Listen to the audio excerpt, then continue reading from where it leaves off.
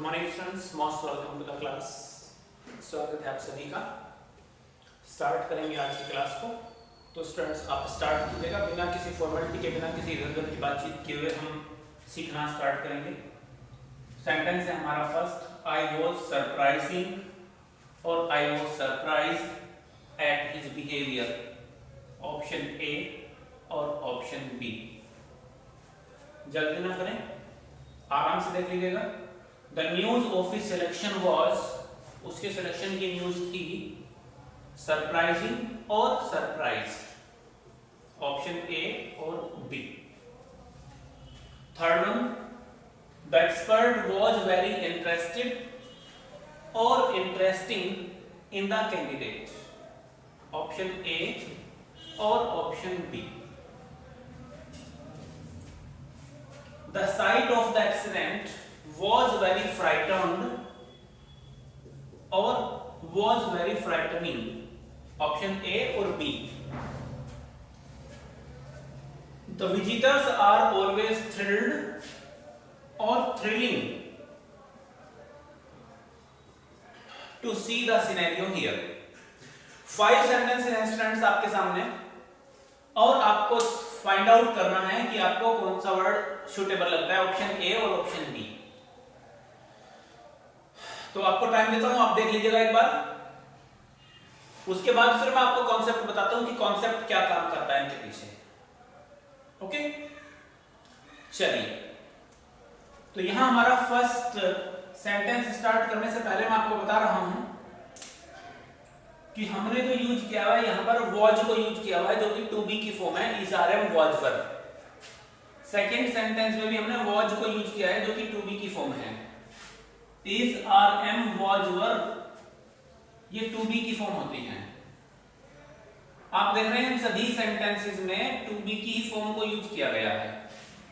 वो प्रेजेंट की हो इज आर एम या पास्ट की हो वॉज और वर।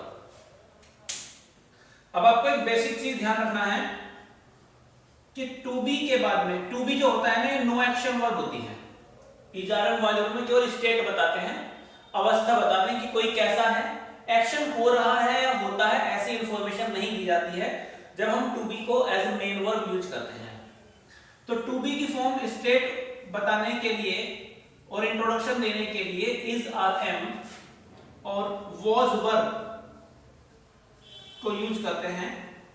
Is are am for present time, was verb for past time. And because these verbs are no action verb, is are and was verb अगर कभी main verb होती हैं तो these are called no action verb. It means ये कोई action नहीं कर रही हैं, और जब इनके ये कोई एक्शन कर नहीं रही हैं तो एक्शन का रिसीवर भी कोई नहीं होगा, यहां पर आने वाला वर्ड ऑब्जेक्ट नहीं होगा। अगर नो एक्शन वर्ब हो और उसके बाद कोई नाउन या प्रोनाउन आता है तो वो कॉम्प्लीमेंट होता है। तो इसके जो कॉम्प्लीमेंट होते हैं वो कौन कौन से हो सकते हैं वो मैं आपको बता देता हूं। मोस्टली जो इसका कॉम्प्लीमेंट होता है वो एडजेक्टिव होता है। एडजेक्टिव 80% केसेस में तो वर्ब टू बी का कॉम्प्लीमेंट एडजेक्टिव होता है, या फिर नाउन हो सकता है। 15% सेंटेंसेस में नाउन इसका कॉम्प्लीमेंट मिल सकता है, और अराउंड 5% सेंटेंसेस में 5% सेंटेंसेस में एडवर्ब भी कॉम्प्लीमेंट हो सकता है। ओके, चलिए। नाउन और प्रोनाउन ये 15% में आ जाते हैं आपके। तो कहने का मतलब ये होगा कि वर्ब टू बी के बाद में, वर्ब टू बी के बाद में जो आपको मिलता है वो मोस्टली क्या मिलेगा, एडजेक्टिव ज्यादा चांसेस होते हैं, ठीक है, या फिर नाउन और प्रोनाउन और एडवर्ब। मैंने उसी क्रम में, उसी ऑर्डर में इनको लिखा है जिस ऑर्डर में जनरली आते हैं, ठीक है ना, इनकी इंपॉर्टेंस के according. Most often to be के साथ में एडजेक्टिव आता है, फिर नाउन प्रोनाउन आ सकता है, या फिर कोई एडवर्ब आ सकता है। एडजेक्टिव क्या होता है, इससे पहले की बहुत सारी वीडियोज में हमने देखा है, क्लासेस में हमने देखा है कि नाउन और प्रोनाउन के साथ में नाउन और प्रोनाउन के साथ में आप कैसा या कैसी लगाकर, कैसा या कितना लगाकर अगर क्वेश्चन पूछते हैं तो आंसर में जो मिलता है वो एडजेक्टिव होता है। ठीक है ना, कैसा और कितना लगाकर नाउन के साथ में आंसर में जो मिलता है वो एडजेक्टिव होता है। जैसे मैंने कहा I have a new pen, मेरे पास एक न्यू पेन है। हमने पूछा पेन कैसा, नाउन है ना ये, कैसा पेन, आंसर आया न्यू पेन। ठीक है ना, अगर हमने कहा होता I have a costly pen, तो फिर हम पूछते कैसा पेन है, आंसर आता कॉस्टली। तो ये एडजेक्टिव होते हैं। चलिए अब मैं आपको एक दूसरी चीज बताने वाला हूं, एक अलग कॉन्सेप्ट है, उसको समझने की कोशिश कीजिएगा। इसको मैं रफ कर देता हूं, आप स्क्रीनशॉट वगैरह लेना, नोट कर लेना। नोट करोगे अपने हाथ से अपने रजिस्टर पर तो अच्छा रहेगा। ठीक है, चलिए अब मैं एक दूसरा कॉन्सेप्ट आपको बता रहा हूं, दोनों चीजें इस पर अप्लाई हो पाएंगी। We have 4 forms of the verb, verb की 4 फॉर्म हमारे पास में होती है, first form, second form, third form और फोर्थ फॉर्म। इनको V1, V2, V3, V4 भी कुछ स्टूडेंट्स कहते हैं, बट मैं बोलता हूं वर्ब की first form, second form, third form और फोर्थ फॉर्म। ठीक है ना, मैं V1, V2 के चक्कर में, रूट रट्टा लगाने के चक्कर में नहीं पड़ता हूं। तो यहां की हम बात करेंगे वर्ब की फर्स्ट फॉर्म। जैसे मैंने एक वर्ब लिखा बर्न, बर्न मींस जलना, second form burnt, third form burnt, fourth form is ing form, burning. Okay, one more form, break, broke, broken, breaking. Okay,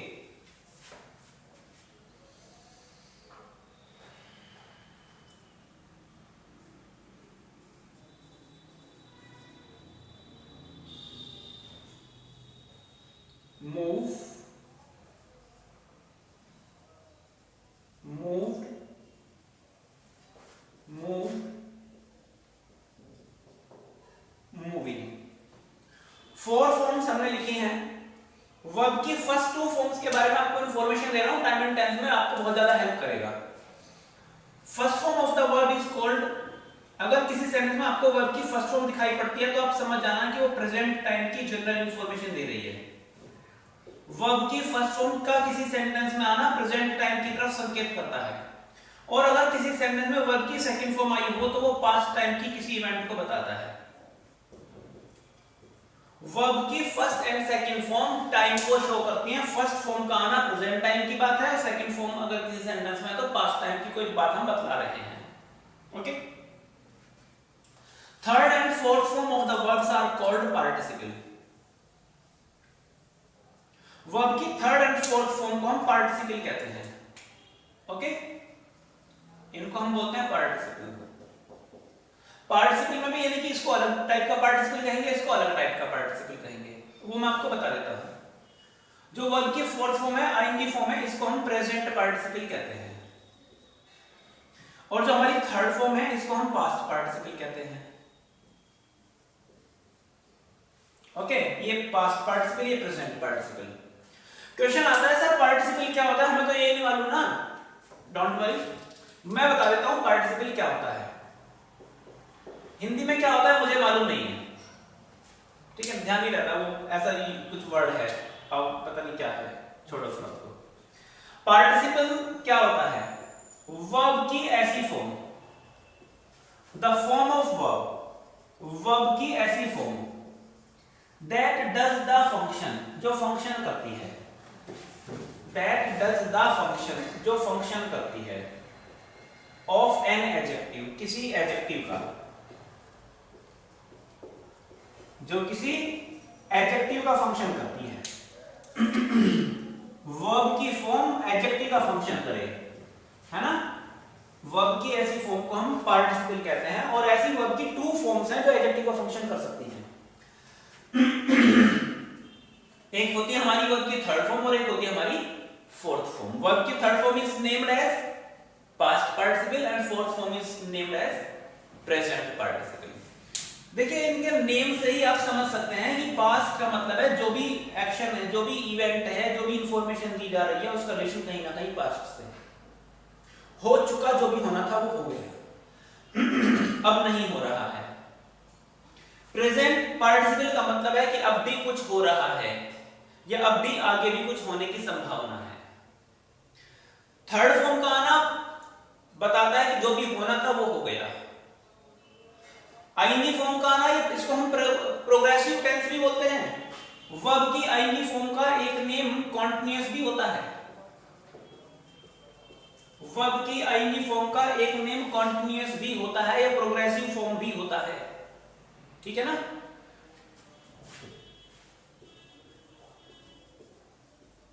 तो ये शो करता है कि कुछ ना कुछ अभी कंटिन्यू है, प्रोग्रेस में है या निकट भविष्य में भी कंटिन्यू होता रहेगा, ठीक है, कुछ समय के लिए होने वाला है। थर्ड फॉर्म बताते हैं जो होना था हो गया, ठीक है। चलिए अब मैं इसका एक दूसरा कॉन्सेप्ट आपको बताता हूं। वर्ब की थर्ड फॉर्म बताता है, वर्ब की थर्ड फॉर्म अगर एज एन एडजेक्टिव यूज किया जाए तो ये शो करता है कि कोई पर्सन कैसी फीलिंग या इमोशन को महसूस कर रहा है, कैसी फीलिंग या इमोशन को महसूस कर रहा है, ये बात वर्ब की थर्ड फॉर्म बताती है। और वर्ब की ING form, fourth form, present participle वाली फॉर्म शो करती है कि कोई पर्सन कैसी फीलिंग या इमोशन, फीलिंग और इमोशन दूसरों के लिए पैदा कर रहा है, पैदा कर रहा है। एक डिफरेंस समझ में आ रहा है। फीलिंग और इमोशन मैंने कहा दूसरों के लिए, दूसरों के लिए पैदा कर रहा है, तो प्रेजेंट कंटीन्यूअस वाली फॉर्म आईएनजी फॉर्म को यूज किया गया है प्रेजेंट पार्टिसिपल को। और अगर स्वयं फील कर रहा हो, फीलिंग या इमोशन स्वयं के लिए हो, तो हम थर्ड फॉर्म को यानी कि पास्ट पार्टिसिपल को यूज करते हैं। शायद इतना समझ में आ गया होगा। एक बार फिर से बता देता हूं। We have four forms of verb. First form shows that an action is related to present time, and second form of the verb shows that the action is related to past time event. Third form and fourth form are called participles. Participle are the form of verb that does the function of an adjective. Participle verb की ऐसी form होती हैं जो adjective का function कर सकती हैं। तो पार्टिसिपल के नाम पर हमारे पास में टू फॉर्म्स होती हैं, एक थर्ड फॉर्म जिसको हम पास्ट पार्टिसिपल कहते हैं और एक फोर्थ फॉर्म जिसको हम प्रेजेंट पार्टिसिपल कहते हैं। प्रेजेंट पार्टिसिपल बताती है कि प्रेजेंट में उस फीलिंग को जो है ना दूसरों के लिए पैदा किया जा रहा है। प्रेजेंट पार्टिसिपल का मतलब है कोई किसी क्वालिटी को, ऐसी क्वालिटी को शो करना जो दूसरों को प्रभावित करे, जो दूसरों के लिए है कोई क्वालिटी वह है। और पास्ट पार्टिसिपल वर्ब की थर्ड फॉर्म ऐसे इस तरह से एडजेक्टिव का फंक्शन करती है कि कोई पर्सन जो सब्जेक्ट होता है वो वास्तव में स्वयं ही किसी फीलिंग को महसूस कर रहा होता है। अगर सब्जेक्ट स्वयं महसूस करे तो थर्ड फॉर्म, और सब्जेक्ट दूसरों के लिए कोई चीज उत्पन्न कर रहा है, पैदा कर रहा है, तो आईएनजी फॉर्म को यूज करते हैं। स्वयं के लिए थर्ड फॉर्म, दूसरों के लिए आईएनजी फॉर्म, ठीक है ना। स्वयं के लिए थर्ड फॉर्म, स्वयं के लिए थर्ड फॉर्म, दूसरों के लिए आईएनजी फॉर्म। चलिए अब यहां की बात आती है हमारा first sentence. I was surprising और सरप्राइज्ड एट हिज बिहेवियर। उसके बिहेवियर पर, उसका बिहेवियर पता नहीं क्या था, तो उसका जो बिहेवियर था उसके बिहेवियर पर आई वाज सरप्राइजिंग और आई वाज सरप्राइज्ड। क्वेश्चन आपकी तरफ है, आंसर आपको देना है। अगर इस कॉन्सेप्ट को मैं मान लूं कि आपको कुछ समझ में आया है तो आप इसका आंसर दे पाएंगे। आई वॉज सरप्राइजिंग, मैं स्वयं सरप्राइज हो रहा था, या मैं किसी दूसरों के लिए सरप्राइज वाली फीलिंग पैदा कर रहा था। मैं कुछ ऐसा कर रहा था कि दूसरे जो भी लोग आते रहेंगे वो सरप्राइज होते रहेंगे। उसके बिहेवियर को देखकर मैं स्वयं सरप्राइज हो रहा था, आश्चर्यचकित था, दूसरों के लिए सरप्राइज उत्पन्न कर रहा था। ये बात मेरे पास स्वयं पर लागू होती है कि दूसरों के लिए। स्वयं पर मैं खुद सरप्राइज था, है ना, मैं इस फीलिंग को, सरप्राइज वाली फीलिंग को स्वयं महसूस कर रहा था, है ना, स्वयं महसूस करने की बात आ रही है, मैं खुद सरप्राइज था। तो ऑप्शन क्या चुनना चाहेंगे आप, ए और बी? ए और बी? ए नहीं, ओके, तो बी आपका राइट आंसर होगा। यस, 5 सेंटेंस में से अपना स्कोर चेक करना कितना आएगा। आई वॉज सरप्राइज्ड, मैं स्वयं सरप्राइज था उसके बिहेवियर का। Second sentence, the news office selection, हम बात कर रहे हैं न्यूज की, उसके सिलेक्शन की जो न्यूज थी वह थी सरप्राइजिंग, दूसरों को सरप्राइज करने वाली, जो भी सुनता वही सरप्राइज होता, या स्वयं सरप्राइजिंग थी, स्वयं सरप्राइज थी या दूसरों को सरप्राइज कर देने वाली थी। ये जो न्यूज थी वो स्वयं ही सरप्राइज थी, स्वयं आश्चर्यचकित थी, या दूसरों को सरप्राइज, दूसरों के लिए फीलिंग पैदा कर रही थी सरप्राइज की, दूसरों को सरप्राइज कर रही थी, जो भी सुनता वही होता। तो राइट ऑप्शन क्या रहा आपका, ऑप्शन ए, सरप्राइजिंग थी, सरप्राइज पैदा करने वाली थी। थर्ड सेंटेंस, द एक्सपर्ट, कोई विशेषज्ञ था किसी सब्जेक्ट का, किसी फील्ड का, उस एक्सपर्ट के बारे में कहा जा रहा है कि the expert was very interested या इंटरेस्टिंग इन द कैंडिडेट। जो एक्सपर्ट था वो स्वयं इंटरेस्ट की फीलिंग महसूस कर रहा था या इंटरेस्ट दूसरों के लिए पैदा कर रहा था उस व्यक्ति में, उस कैंडिडेट में।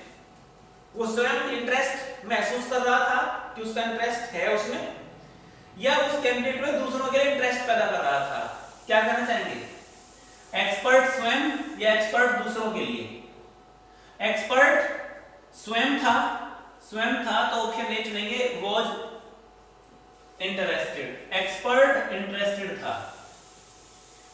मैं सरप्राइज था, न्यूज सरप्राइज नहीं थी, न्यूज नहीं थी ना, ओके चलिए। हाँ, the site of the accident, कुछ बात समझ में आ रही हो तो शायद अब आप इसका आंसर निकालेंगे बहुत इजीली।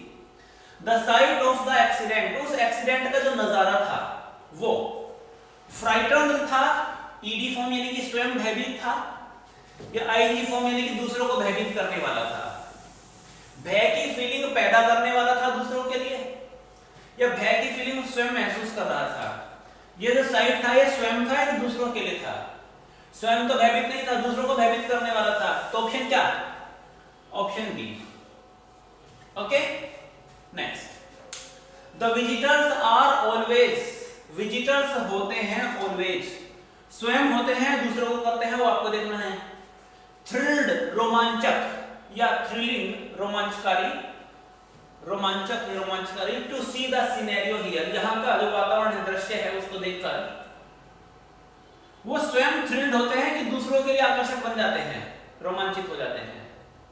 जो विजिटर्स होते हैं वो स्वयं ही हो जाते हैं यहाँ का सीन देखकर, वो इस थ्रिल वाली फीलिंग को महसूस करते हैं स्वयं। तो थर्ड फॉर्म को यूज करेंगे, राइट ऑप्शन आएगा ऑप्शन ए। ठीक है, तो इस टाइप से मैंने 5 सेंटेंसेस आपको कराए हैं और आई थिंक आपको कुछ समझ में आया भी होगा। उतना इजी कॉन्सेप्ट भी नहीं है, इसलिए मैं चाहूंगा कि जो भी मैंने पढ़ाया उसके आपने नोट्स बनाए हों और एक बार इस वीडियो को आप दोबारा से देख लीजिएगा।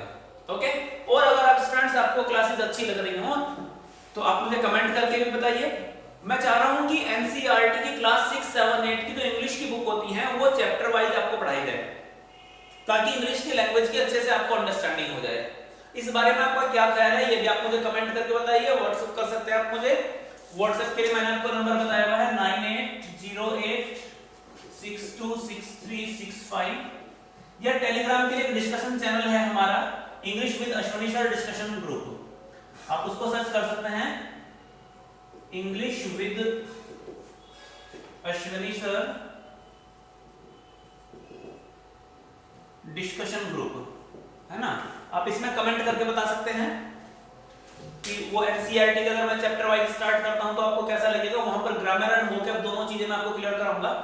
और अगर मेरा स्टाइल आपको अच्छा लग रहा है बिना किसी फॉर्मेलिटी के, आपको लग रहा है कि सर सिंसियरली पढ़ा रहे हैं, ईमानदारी से पढ़ा रहे हैं, आप ही के अकॉर्डिंग पढ़ा रहे हैं, ऐसे ही आपको पढ़ना था, तो आप इस वीडियो को ना कमेंट तो मुझे आप करें ही, आप दूसरे जो आपके ग्रुप्स हैं, फ्रेंड्स हैं, उन सबके साथ आप अपने ऐप को, जो हमारा ऐप है उसको आप शेयर कीजिएगा, क्योंकि ये वीडियो जो है ना ये मेरी क्लासेस केवल ऐप के थ्रू ही देखी जा सकती हैं।